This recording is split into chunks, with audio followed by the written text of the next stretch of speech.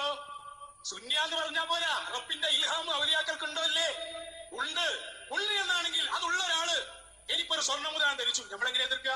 അല്ല നേരെ പറഞ്ഞതാണ് ധരിച്ചോ എന്നാണെങ്കിൽ എങ്ങനെ നാട്ടും? അല്ല നേരെ പറയാണ്, പിന്നെ കിതാബിൽ ഉണ്ടായിട്ട് കാര്യമുണ്ടോ? അല്ലെങ്കിൽ റസൂലുള്ള നേരിട്ട് വന്നിട്ട് പറയാണ് ധരിച്ചോ മോനെ. ഇപ്പൊ ഞാൻ കഴിഞ്ഞ ആഴ്ച ഒരു സത്താഫിയായിട്ട് സംസാരിച്ച വിഷയം, അപ്പൊ ഞാൻ പറഞ്ഞു മുത്തുനബി വന്ന് പറയാലോ വലിയാക്കളോട് നിങ്ങൾ ധരിച്ചോളൂ. ഇയാൾ പറയാ വഫാത്തായി പോയാ പിന്നെ എങ്ങനെ പറയാ? എന്താ ഞാൻ സുന്നി ആയിട്ടില്ല, സുന്നി ആയിട്ടില്ല. അല്ലാഹുവിന്റെ റസൂൽ യഖ്ലത്തിൽ തന്നെ അഖ്താബീങ്ങളുടെയും ഔലിയാക്കളെയും സമീപത്ത് വന്ന് എന്തിനും സമ്മതം കൊടുക്കാം, യഖ്ലത്തിൽ വരാതെയും കൊടുക്കാം, ഇൽഹാമിലൂടെ കൊടുക്കാം, അള്ളാഹു നേരിട്ട് പറയാം.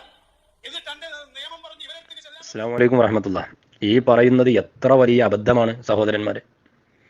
ഇങ്ങനെയാകുമ്പോൾ പിന്നെ ദീനിന് വല്ല അടിസ്ഥാനമുണ്ടോ?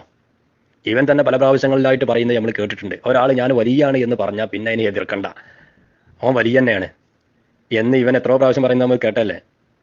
ഔലിയാക്കൾ ചെയ്യുന്നതൊക്കെ അത് ശരീഅത്താണ് എന്നും ഇവൻ പറയുന്നുണ്ട്.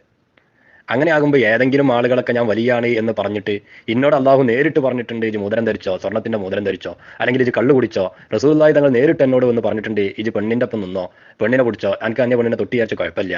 ഈ രീതിയിൽ ഒരാൾ വന്ന് പറഞ്ഞാൽ അതൊക്കെ നമ്മൾ അംഗീകരിക്കണം എന്ന് പറഞ്ഞാൽ എത്രമാത്രം വിഡിത്തമാണത്. ഈ ദീനിനെ നശിപ്പിക്കാനല്ലേ അത് ഉപകരിക്കുകയുള്ളൂ. ബഹുമാനപ്പെട്ട റസൂലുള്ളാഹി സ്വല്ലല്ലാഹു അലൈഹി വസല്ലം തങ്ങൾ അവിടുത്തെ ജീവിതകാലത്ത് നമുക്ക് ദീൻ എന്താണ് എന്ന് പഠിപ്പിച്ചു തന്നിട്ടുണ്ട്. ശരീഅത്ത് അവിടുത്തെ ജീവിതത്തിലൂടെ നമ്മെ പഠിപ്പിച്ചിട്ടുണ്ട്. അതാണ് ശരീഅത്ത്.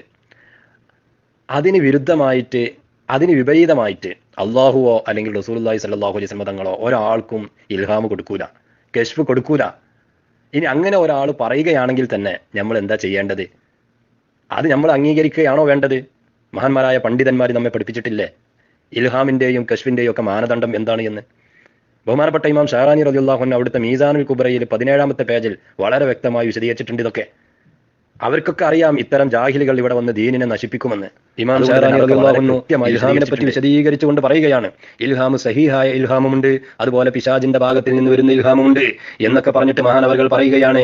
സമാഇന്റെ, അർശിന്റെ, കുർസിന്റെ, ലൗഹിന്റെ, കലമിന്റെ രൂപങ്ങൾ കാണിച്ചു കൊടുത്തിട്ട് അതിൽ നിന്ന് ഇവനിക്ക് ഇൽഹാം ഇങ്ങനെ ലഭിക്കും. അങ്ങനെ ലഭിക്കുന്ന സമയത്ത് ഇതൊക്കെ അള്ളാഹുവിൽ നിന്നാണ് എനിക്ക് കിട്ടുന്നത് എന്ന് ഇവൻ ധരിച്ചുകൊണ്ട് അമൽ ചെയ്താൽ അവൻ സ്വയം പിഴച്ചവനും മറ്റുള്ളവരെ പിഴപ്പിക്കുന്നവനുമാണ് എന്ന് മഹാനവറുകൾ അവിടെ വിശദീകരിക്കുന്നുണ്ട്. ഇവനിപ്പോ ഈ കിട്ടിയ ഈ കശ്ഫ്, ഈ ഇൽഹാം അത് അള്ളാഹുവിൽ നിന്നാണ് എന്ന് അവൻ വിചാരിക്കുന്നു. എന്നിട്ട് അതുകൊണ്ട് അവനെ അമൽ ചെയ്യുന്നു, അതവൻ അംഗീകരിക്കുന്നു, സ്വീകരിക്കുന്നു. എന്നാൽ അവൻ വഴി പിഴച്ചവനും മറ്റുള്ളവരെ പിഴപ്പിക്കുന്നവനുമാണ് എന്ന് പറഞ്ഞിട്ട് മഹാനവറുകൾ പറയുകയാണ്. അപ്പൊ ഇനി എന്താ ചെയ്യാ? അത് അള്ളാഹുവിൽ നിന്നാണോ അതല്ല പിശാചിൽ നിന്നാണോ എന്ന് അറിയാനുള്ള മാനദണ്ഡം എന്താണ്? മഹാനവറുകൾ പറയുന്നു, ഫമിൻ ഹുനാ ഔജബു അലൽ മുകാശിഫി അന്നഹു യഅരിദു മാ അഖദ മിനൽ ഇൽമി മിൻ ത്വരീഖി കശ്ഫിഹി അലൽ കിതാബി വസ്സുന്നതി ഖബല അൽ അമലി ബിഹി.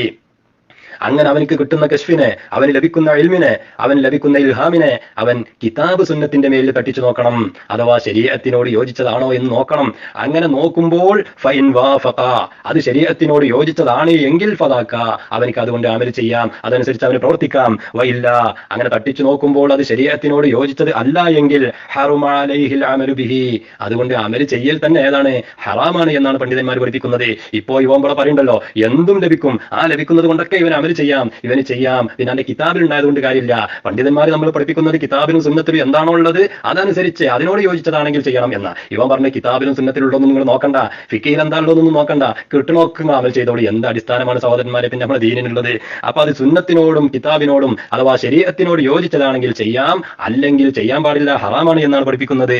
എന്നിട്ട് മഹാനവറുകൾ പറയുകയാണ്, അന്നൽ കശ്ഫ സഹീഹ, സഹീഹായ കശ്ഫ് ലാ യഅതി ദായിമൻ ഇല്ലാ മുവാഫിഖൻ ലിശറഇ, അത് ശറഇനോട് യോജിച്ച് മാത്രമേ വരികയുള്ളൂ. ശരീഅത്തിനോട് യോജിക്കാത്ത ഒരു ഇൽഹാമും സഹീഹായിട്ട് വരികയില്ല. അപ്പൊ ഇനി ശരീഅത്തിനോട് യോജിക്കാത്തതായ ഇൽഹാം ഒരാൾക്ക് കിട്ടുന്നുണ്ടെങ്കിൽ, കശ്ഫ് ഒരാൾക്ക് കിട്ടുന്നുണ്ടെങ്കിൽ അത് ഏതല്ല?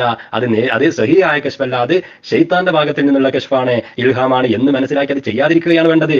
അപ്പൊ ഒരാൾക്ക് ശൈത്താൻ ഇങ്ങനെ തോന്നിപ്പിച്ചു കൊടുക്കുകയാണ്, അല്ലെ ശൈത്താന്റെ ഭാഗത്ത് നിന്ന് ഇങ്ങനെ ഇൽഹാം കിട്ടി, കശ്ഫ് കിട്ടി, എന്തിച്ച് സ്വർണ്ണമോതിരാണ്ട് ധരിച്ചോന്ന്, എന്നാ ധരിക്കാൻ പറ്റുമോ?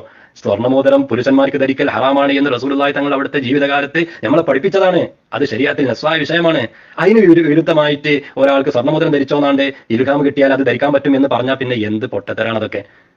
എന്നിട്ട് മഹാനവറുകൾ വീണ്ടും പറയാണ്, കമാ ഹുവ മുഖററുൻ ബൈനൽ ഉലമാഇ, സഹിയായ കശ്ഫ് അത് ശരീഅത്തിനോട് യോജിച്ച് മാത്രമേ വരുള്ളൂ. അത് പണ്ഡിതന്മാരൊക്കെ അംഗീകരിക്കപ്പെട്ട കാര്യമാണ്. അപ്പൊ ഈ ജാഹിൽ പറയുന്നതൊന്നും ഏതല്ല, ദീനല്ല സഹോദരന്മാരെ. അങ്ങനെ ഒരാളും നമ്മളെ പഠിപ്പിച്ചിട്ടില്ല. ബഹുമാനപ്പെട്ട സഹോദരന്മാരെ, ഇത്തരം ജാഹിലീങ്ങൾ പറയുന്നതൊന്നും കേട്ട് നമ്മൾ അതിലൊന്നും പെട്ടുപോകണ്ട എന്നാണ് എനിക്ക് പറയാനുള്ളത്. അസ്സലാം.